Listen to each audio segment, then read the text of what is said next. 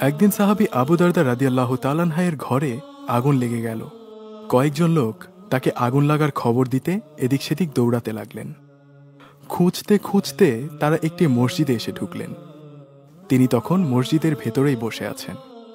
তারা তাকে উদ্দেশ্য করে বললেন, হে আবু দারদা, আপনার ঘর তো আগুনে পুড়ে গেল, আর আপনি এখানেই বসে আছেন।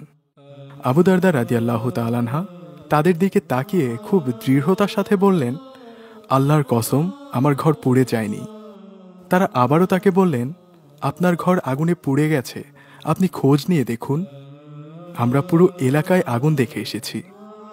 আবু দারদা রাদিয়াল্লাহু তাআলা আনহু আগের চেয়েও বেশি দৃঢ়তার সাথে বললেন, আল্লাহর কসম, আমার ঘর পোড়েনি, পুড়তে পারে না।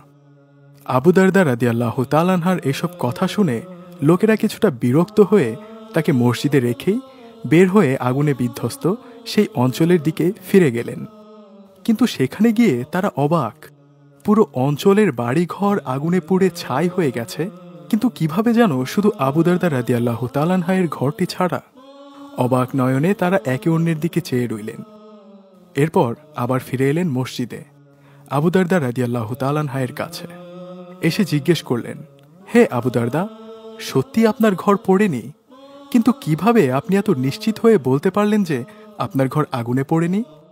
তখন আবু দারদা রাদিয়াল্লাহু তাআলা আনহু বললেন, রাসূলুল্লাহ সাল্লাল্লাহু আলাইহি ওয়াসাল্লাম আমাকে একটি দোয়া শিখিয়ে দিয়েছেন এবং বলেছেন আমি যদি সেগুলো পাঠ করি তাহলে কোনো ধরনের অনিষ্ট আমাকে আঘাত করতে পারবে না।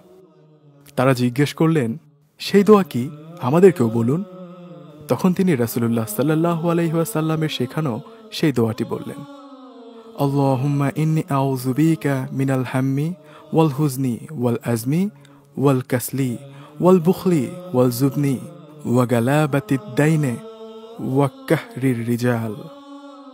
দোয়াটির অর্থ হলো এরূপ, হে আল্লাহ, আমি আপনার নিকট আশ্রয় প্রার্থনা করছি দুঃখ এবং বিষাদ থেকে, এবং আমি আপনার কাছে আশ্রয় প্রার্থনা করছি আমার অপারগতা এবং অলসতা থেকে, আশ্রয় প্রার্থনা করছি ভীরুতা এবং কৃপণতা থেকে, এবং আমি আপনার কাছে আশ্রয় প্রার্থনা করছি অন্য মানুষ বা ঋণ দ্বারা পরাভূত হওয়া থেকে।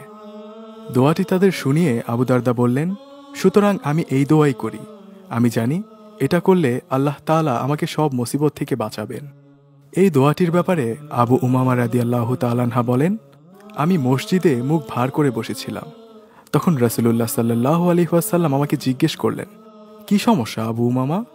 আমি বললাম, আমি খুব বিপদের মধ্যে আছি ইয়া রাসূলুল্লাহ, কারণ আমি একটি জায়গায় ঋণগ্রস্ত।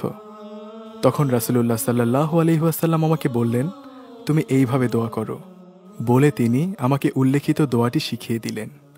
সুতরাং এইভাবেই আমি আল্লাহর কাছে দোয়া করলাম এবং আল্লাহ তাআলা আমার সমস্ত সমস্যা দূর করে দিলেন এবং ঋণ শোধ করে দিলেন। সুতরাং আমরা যদি এভাবে আল্লাহ রাব্বুল আলামিনের কাছে দোয়া করতে পারি এবং দৃঢ় বিশ্বাস স্থাপন করতে পারি, তাহলে আল্লাহ পাক আমাদের রক্ষা করবেন ইনশাআল্লাহ।